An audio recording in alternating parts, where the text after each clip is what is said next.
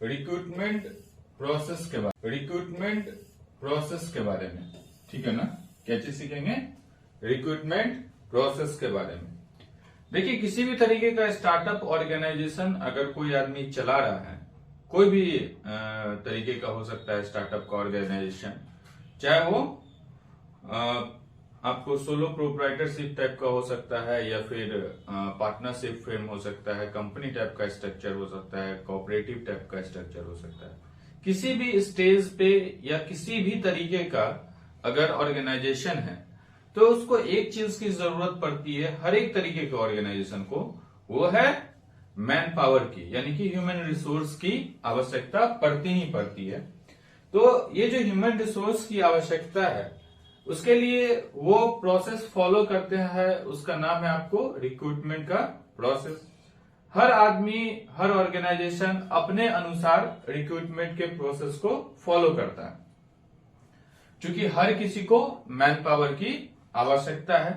क्योंकि आपका कोई भी ऑर्गेनाइजेशन 1 लोग, 2 लोग, 4 लोग, 5 लोग मिला करके नहीं चला सकते हैं। उसके लिए आपको रिक्रूट करना ही पड़ेगा अलग अलग डिपार्टमेंट के लिए, उसके अनुसार जो रिक्वायर्ड पर्सन है या फिर जो एलिजिबल पर्सन हम कहें, तो उसको रिक्रूट करना ही करना है। तो अगर किसी को आपको रिक्रूट करना है, हायर करना है किसी काम के लिए, तो उसके लिए क्या करना होगा कि कुछ प्रोसेस है जो कि बताया गया है कि आप इस तरीके के मेथड्स को आप फॉलो कर सकते हैं, ठीक है ना। कोई कोई तरीका है जो बताया गया है कि ये मेथड्स आप रिक्रूट करने के लिए फॉलो कर सकते हैं। अब क्या क्या मेथड्स है जिसको हम लोग फॉलो कर सकते हैं किसी भी डिपार्टमेंट में मैन पावर को हायर करने के लिए? तो यहां बताया जा रहा है कि 7 तरीका है, 7 मेथड्स है जिससे आप रिक्रूटमेंट कर सकते हैं। अलग अलग 7 मेथड्स है जिससे हम लोग रिक्रूटमेंट कर सकते हैं। तो एक एक करके हम लोग उस मेथड्स को देखेंगे कि उस मेथड्स को हम लोग कैसे फॉलो करें। तो सबसे पहला जो मेथड है वो क्या है कि आप सबसे पहले अपने नीड्स को आइडेंटिफाई कीजिए कि आप जिस मैन पावर को हायर कर रहे हैं तो वो क्यों हायर कर रहे हैं, क्या जरूरत है आपको हायर करने की। तो उसको सबसे पहले आपको आइडेंटिफाई करना पड़ेगा कि हम किस पोजीशन के लिए हायर कर रहे हैं। जैसे मान लीजिए कि कोई हमारी ये लाइट बनाने की कंपनी है, जैसा हम लोग बहुत पहले से समझते आ रहे हैं, इसी पे सारा कुछ समझ रहे हैं। तो अगर ये लाइट बनाने की कंपनी है और मुझे प्रोडक्शन के लिए आदमी कम पड़ रहा है, तो किसके लिए आदमी हायर करेंगे? सेल्स के लिए तो नहीं हायर करेंगे, हम किसके लिए हायर करेंगे? प्रोडक्शन के लिए। तो पहले हमको सोचना पड़ेगा, समझना पड़ेगा, देखना पड़ेगा एक्चुअली में कि रिक्वायरमेंट कहां पे है, कहां जरूरत है। अगर जरूरत प्रोडक्शन डिपार्टमेंट में है तो आपको प्रोडक्शन के लिए टीम को हायर करना पड़ेगा, मैन पावर को हायर करना पड़ेगा। तो सबसे पहला जो काम है वो क्या है? आइडेंटिफाई करें आप अपने किस चीज को, तो जरूरत को यानी आवश्यकता को। आइडेंटिफाई योर नीड्स, कहां आपको मैन पावर की जरूरत है उसको आप सबसे पहले समझें। दूसरा यह है कि take proper time for hiring, नियुक्त करने के लिए एक निश्चित समय ले। जैसे आप कभी कोई बड़े ऑर्गेनाइजेशन में अगर आप अपना सीवी भेजते हैं तो जैसे ही आप वो पूरा फॉर्म फिल करते हैं तो आपको उधर से एक थैंक यू का मेल आता है, और उस मेल में बहुत अच्छा जो ऑर्गेनाइजेशन है वो सब उस मेल में क्लियर मेंशन करता है कि अगर 1 महीना तक हम कोई इस पे एक्शन नहीं लिए तो इसका मतलब ये आप समझिएगा कि हमारा हायरिंग का जो टेन्योर है वो खत्म हो चुका है, ठीक है ना। हमारा हायरिंग का टेन्योर खत्म हो चुका है 1 महीना तक अगर उस पर कोई एक्शन नहीं लिया गया तो। हायरिंग के लिए उससे क्या होगा कि जो लोग अप्लाई कर रहा है उसको भी पता चल जाएगा कि 1 महीना तक अगर कोई रिप्लाई नहीं आया तो इसका मतलब उन्होंने किसी और को हायर कर लिया होगा, और आपको भी एक क्लियरिटी रहेगा, मतलब सामने वाले को भी क्लियर रहेगा और आपको भी क्लियर रहेगा कि हमको 1 महीना के अंदर इस पोजीशन के लिए हमको हायर कर लेना है। तो चाहे आप इंडिविजुअल कैंडिडेट के रिगार्डिंग बात कीजिए या फिर मास रिक्रूटमेंट का बात करें, जैसे एजुकेशनल ऑर्गेनाइजेशन जनरली क्या करता है, जो आपको अप टू 12th लोग चलाते हैं, तो उनका रहता है कि आप मार्च में एग्जामिनेशंस खत्म होता है और अप्रैल सबसे सेशन स्टार्ट करता है। तो अप्रैल में वो क्या करते हैं, कोशिश करते हैं हम लोग रिक्रूट करें। ठीक उसी तरीके से अगर कोई मल्टीनेशनल कंपनी बेस्ड ऑर्गेनाइजेशन है तो उसका कोशिश ये होता है कि अगर फ्रेशर्स को रिक्रूट करना है तो फ्रेशर्स के लिए वो लोग क्या काम करते हैं आपको कि जैसे अगस्त है तो जुलाई अगस्त में वो लोग क्या करते हैं तो रिक्रूट करते हैं फ्रेशर्स को, क्योंकि मई जून में लोग पास होते हैं, चाहे वो किसी भी तरीके का किसी भी स्ट्रीम से ग्रेजुएट होना हो किसी को, तो मई जून में अराउंड वो ग्रेजुएट होते हैं और उसी समय वो क्या करता है, हायर करता है अगर किसी को फ्रेशर्स को अपॉइंट करना है तो किसी भी सेक्शंस का आपका अगर ऑर्गेनाइजेशन है और आप अगर हायर कर रहे हैं मैन पावर को, तो आपको एक प्रॉपर टाइम लाइन सेट करके रखना पड़ेगा हायरिंग के लिए। उससे आपको सहूलियत भी होगी, आपको ऑर्गेनाइजेशन मेंटली प्रिपेयर रहेगा इस चीज के लिए कि इस प्रॉपर मंथ में या इस प्रॉपर टाइम पे इस प्रॉपर डेट पे हमारे साथ और टीम मेंबर एड ऑन होंगे। ठीक है ना, तो ये एक बहुत इंपॉर्टेंट चीज है कि आप एक टाइम निश्चित करें हायरिंग के लिए। उसके बाद find easiest to find candidate, आप इजीएस्ट रास्ता ढूंढे कैंडिडेट को ढूंढने का। आप कभी भी ऐसा नहीं करें कि जैसे मान लीजिए सपोज कीजिए एक छोटा सा हमारा ऑर्गेनाइजेशन है और हमारे पास अगर प्रोडक्शन में 5 लोगों की जरूरत है, प्रोडक्शन टीम में 5 लोगों की जरूरत है, 2 लोगों की जरूरत मान लीजिए अकाउंट में है, ठीक है ना, और 1 लोगों की जरूरत अगर मान लीजिए एचआर में है और 2 लोगों की जरूरत अगर सेल्स में है। ठीक है ना, ये जितने भी लोगों की जरूरत है इस सब में हमारा रिक्वायरमेंट है कि सब पोस्ट के लिए अलग अलग भी हो सकता है 1 ईयर का एक्सपीरियंस होना चाहिए कैंडिडेट के पास। ठीक है ना, 1 साल का क्या होना चाहिए, एक्सपीरियंस होना चाहिए। अब मेरे पास 2-3 बहुत सारे ऑप्शंस हैं, ठीक है ना, तो मैं खुद आपसे डिस्कस कर रहा हूं कि मुझे कौन सा ऑप्शंस को फॉलो करना चाहिए। ठीक है, सबसे पहले मेरे पास ऑप्शंस है कि मैं क्या करूं, तो ऑनलाइन अपने पोर्टल पे सबसे पहला ऑप्शन, जैसे एक एक करके अपन ऑप्शन लिखते हैं और फिर आपसे मैं पूछूंगा कि हम लोग को कौन सा ऑप्शन फॉलो करना चाहिए। ठीक,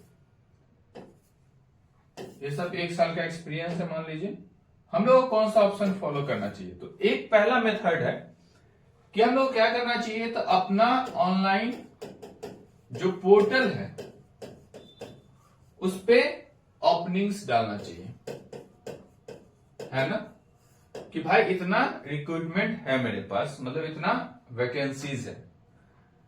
दूसरा ऑप्शन हमारे पास क्या है कि हम लोग को क्या करना चाहिए, तो जो न्यूज़पेपर है या जो भी सोशल नेटवर्किंग साइट्स है जिससे लोगों से कनेक्ट हो सकते हैं, तो उन लोगों के पास हम लोग को क्या करना चाहिए, तो अपना एडवर्टीजमेंट देना चाहिए, मतलब सोशल नेटवर्किंग या डिजिटल साइट्स पे या फिर आपको न्यूज़पेपर या और भी वैकेंसी जो भी माध्यम है उस सब के से हम लोग को जैसे न्यूज इस सब के थ्रू क्या करना चाहिए, तो अपना ओपनिंग्स दे देना चाहिए कि भाई इतना मेरे यहाँ ओपनिंग्स है। तीसरा कहानी क्या है कि हम लोगों को रेफरेंस को फॉलो करना चाहिए। रेफरेंस क्या है कि जैसे इस सब सेक्शन से जो जानकार लोग हैं उनको फोन करना चाहिए या पूछना चाहिए कि भाई तुम्हारे पास सेल्स का कोई 2 आदमी है क्या जिसको 1 साल का अनुभव हो। एचआर वाला कोई अगर आदमी आपके पहचान का है उससे पूछना चाहिए कि भाई तुम्हारे पास कोई एचआर में काम करने वाला आदमी है जिसको 1-2 साल का अनुभव हो, या जो भी डिपार्टमेंट है उस डिपार्टमेंट से कोऑर्डिनेटर, मतलब जो अपने एक फ्रेंड सर्कल कह लीजिए या फिर कलीग कह लीजिए या फिर आप प्रोफेशनली जिनको जानते हैं उनके थ्रू कनेक्ट करके रेफरेंस के आधार पे कि हाँ भाई तुम जानते हो क्या, तो जैसे रेफर कर दिया, हाँ मैं इसको जानता हूँ 2 साल से, ये अच्छा काम एचआर के लिए कर रहा है, या फिर ये अकाउंट्स के लिए अच्छा काम कर रहा है, या फिर ये बंदा प्रोडक्शन में आपका जो प्रोडक्शन डिपार्टमेंट में उसमें अच्छा काम कर लेगा। तो ये सारा चीज हम लोग फॉलो कर सकते हैं, किसको, तो अगर किसी का रेफरेंस ले लें, मतलब रेफरेंस वाला एक मामला है। अब देखिए इजीएस्ट मेथड क्या है। अगर मान लीजिए हमको टोटल कितने लोगों की जरूरत है, 2 1 3 2 5 और 5 10 लोग। अब 10 लोगों के लिए हम पूरा एकदम वैकेंसी निकाले, वैकेंसी निकाल के अच्छा जो है सो बहुत सारा रिज्यूम जमा करे, उस रिज्यूम को शॉर्टलिस्ट करे, 3-4 राउंड में इंटरव्यू ले, तो हमारे पास कुल स्टाफ ही 50 है, 40 है, 20 है, और वो 50-60 स्टाफ में हमको 10 और लोगों को जोड़ना है। उसके लिए 5 दिन हम इस 50 मतलब 10-15 स्टाफ को खटवाएं, तो ये कहीं से भी फेयर नहीं है। हम डायरेक्ट रेफरेंस को फॉलो करें या कोई इजीएस्ट मेथड फॉलो करें। अगर शॉर्टलिस्ट नहीं करना है तो बहुत ज्यादा ताम झाम नहीं करना है, एक पैरामीटर सेट कर देना और उस हिसाब से शॉर्टलिस्ट करके ले आना है। तो इजीएस्ट मेथड को फॉलो करें, ना कि हम सबको हाँ इंटरव्यू करवा रहे हैं, 3 दिन तक चल रहा है, तो ऐसा कुछ करने की जरूरत नहीं है। आप एकदम इजीएस्ट मेथड फॉलो करें और जल्द से जल्द, अगर रेफरेंस वाला ही रखना है तो रेफरेंस वाले को भी रख सकते हैं।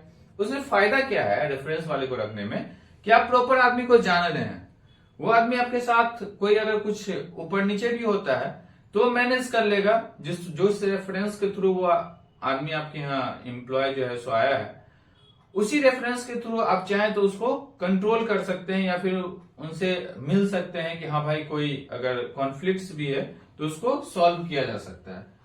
तो आपको क्या करना है, इजीएस्ट वे ढूंढना है जिससे आपको हायरिंग प्रोसेस को एकदम स्मूथ बनाना है, एकदम हैक्टिक नहीं बनाना है, एकदम नियम कानून के साथ बहुत ज्यादा कि हाँ ये ऐसा होना चाहिए वैसा होना चाहिए।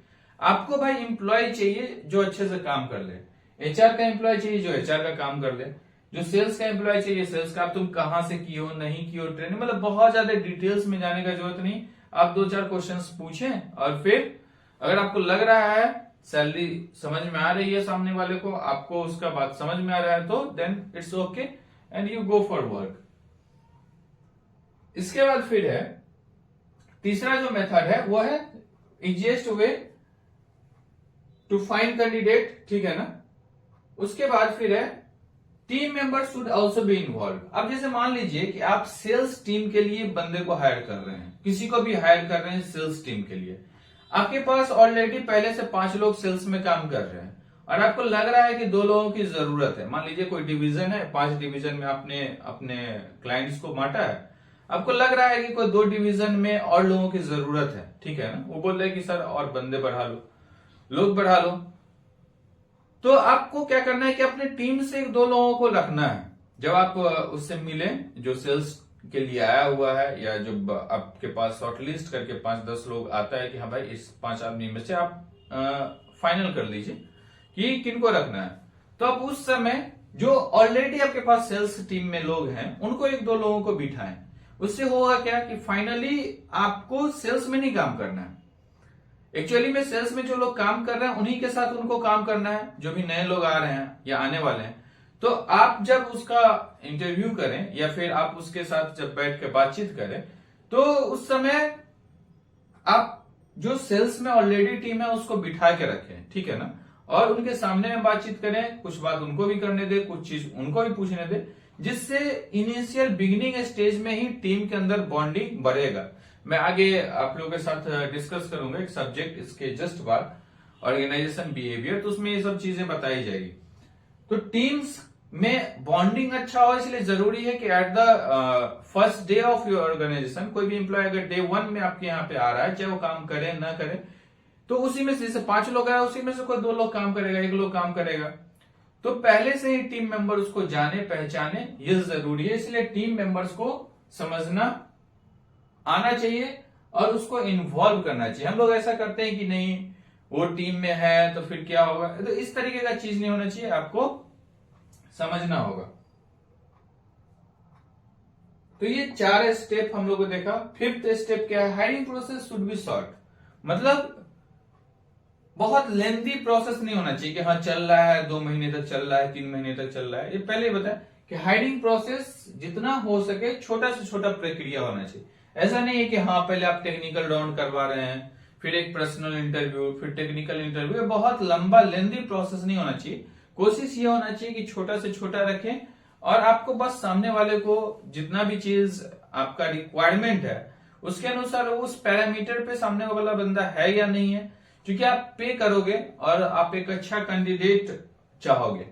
आप कभी भी ऐसा नहीं चाहोगे कि हाँ हम लेकर के आएंगे कैंडिडेट, उसको सिखाएंगे फिर उससे काम करवाएंगे, ऐसा कुछ नहीं होता है।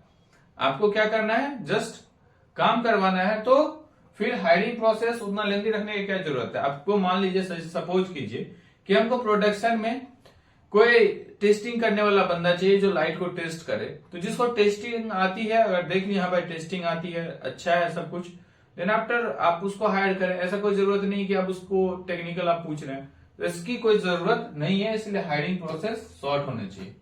ऑफर यूनिक बेनिफिट्स, कोई भी एम्प्लॉय आपके यहाँ पे तभी रहेगा जब उसको दूसरा आपसे अच्छा जो है सो ऑफर नहीं कर रहा है। तो मतलब कि जैसे दूसरे जगह कोई अच्छा ऑफर मिल गया तो वो सीधा स्विच कर जाएगा। उस परिस्थिति में एम्प्लॉय आपके पास तभी रह सकता है जब आपके साथ उसका जो है सो इमोशनल अटैचमेंट एक हो सकता है। दूसरा कोई आप जो बेनिफिट ऐसा दे रहे हैं जो सामने वाला बंदा नहीं दे पाएगा, तो उस परिस्थिति में आपसे एम्प्लॉय जो है सो छोड़ करके आपका ऑर्गेनाइजेशन नहीं जाएगा। उसके लिए जरूरी है कि आप क्या करें, यूनिक बेनिफिट्स दें। जैसे गवर्नमेंट का जो भी स्कीम है, ईएसआई कार्ड है या फिर आपको ये पीएफ अकाउंट है, ये सारा कुछ जो भी बेनिफिट्स है। और इसके अलावा भी जैसे बहुत सारा कंपनी में क्या कर रहे हैं लोग, तो कोई जैसे बर्थडे हो रहा है तो उस बड़े ऑर्गेनाइजेशन में ये जनरली है, उस कंपनी का 10 स्टॉक गिफ्ट कर दे रहे हैं, 5 स्टॉक गिफ्ट कर दे रहे हैं। अब कोई आदमी अगर मान लीजिए, सपोज कीजिए कि मैं किसी कंपनी में हूं और कोई कंपनी मुझे मेरे बर्थडे पे 10 स्टॉक दे रहा है, तो अगर मैं 3 साल वहां काम कर रहा हूं तो 10 into 3 यानी कि 30 स्टॉक्स हो गया। तो उससे क्या हो रहा है कि या फिर कभी मैं कुछ खरीदा या फिर कभी किसी को डेट ऑफ ज्वाइनिंग पे कुछ इस तरीके का चीज दे रहे हैं, या कोई भी बेनिफिट, कोई इंश्योरेंस दे रहे हैं। तो यूनिक बेनिफिट्स अगर आप दे रहे हैं तो एक उससे क्या होता है कि जैसे बहुत ज्यादा अमाउंट का चीज होता नहीं है, एक्चुअली में क्या होता है कि इमोशनली उससे लोग जुड़ता रहता है। तो आपको क्या करना पड़ेगा, यूनिक बेनिफिट्स देना पड़ेगा एम्प्लॉय को। Take help of requirement agency, अगर मान लीजिए कि आप चाहते हैं कि ये इतना प्रोसेस में हमको पढ़ने का जरूरत नहीं है, मतलब हायरिंग के रिगार्डिंग, तो आप सीधा कोई हायरिंग एजेंसी है उसको बता दीजिए कि हाँ भाई मेरे को ये चाहिए। वो हायरिंग एजेंसी डायरेक्ट हायर करके आपके पास भेज देगा, बोलेगा कि आप 1 महीना 2 महीना काम करवा करके देख लो, आपको अगर समझ में आएगा तो उसको कंटिन्यू करना, अदरवाइज मैं फिर दूसरा भेज दूंगी। तो आपका जो टोटल इन्वॉल्वमेंट है स्टाफ का उस हायरिंग में, उस तरीके के काम में जो जितना भी देर इन्वॉल्वमेंट होगा वो इन्वॉल्वमेंट बच गया। अगर मान लीजिए 5000 एप्लीकेंट्स आपके पास आ रहे हैं, उसका आप अगर शॉर्टलिस्ट करें या कुछ भी कर रहे हैं, इंटरव्यू करवा रहे हैं, 1 दिन 2 दिन 5 दिन जो भी लग रहा है, तो ये प्रोसेस को आप क्या कर सकते हैं, स्किप कर सकते हैं। अगर आप रिक्रूटमेंट एजेंसी, जैसे मान लीजिए हमारी कंपनी है और हमको व्हीकल चाहिए, तो मेरे पास 2 ऑप्शन है। एक हम व्हीकल खरीदें, फिर उसके लिए एक ड्राइवर को अपॉइंट करें, फिर वो ड्राइवर जब जब हमको जरूरत पड़ेगी तब तक व्हीकल लेकर के जहां जहां वहां जाएगा। दूसरा ऑप्शन ये है कि हम कुछ भी नहीं रखें, ठीक। एक किसी मोटर व्हीकल का जो फैसिलिटी दे रहा है कोई ट्रांसपोर्ट की एजेंसी, उसका फोन नंबर रखें। अब हमको जाना है मान लीजिए कोलकाता, तो उसको फोन करें कि एक गाड़ी भिजवा दीजिए, कोलकाता जाना है मुझे। वो एक गाड़ी भिजवाता है, अपन बैठते हैं और कोलकाता जाते हैं, फिर आ जाते हैं। ना हमको ड्राइवर रखने का टेंशन है, न तेल भरवाने का टेंशन है, न गाड़ी पार्क करने का टेंशन है, न गाड़ी मेंटेनेंस करवाने का टेंशन है, कोई सारा भी टेंशन नहीं है। हाँ, थोड़ा सा पैसा लगा तो उस लॉन्ग टर्म में जो हमारा इन्वेस्टमेंट है उस चीज के लिए जिसका हमारे पास यूटिलाइजेशन नहीं है, तो वैसे चीजों को हम क्यों रखेंगे, ठीक है ना। तो ये आपको समझने की जरूरत है। हम लोग क्या कर सकते हैं, रिक्रूटमेंट एजेंसी का मदद ले सकते हैं और उसके बिहाफ पे क्या काम कर सकते हैं, तो रिक्रूट कर सकते हैं स्टाफ को, ठीक। Okay, thank you.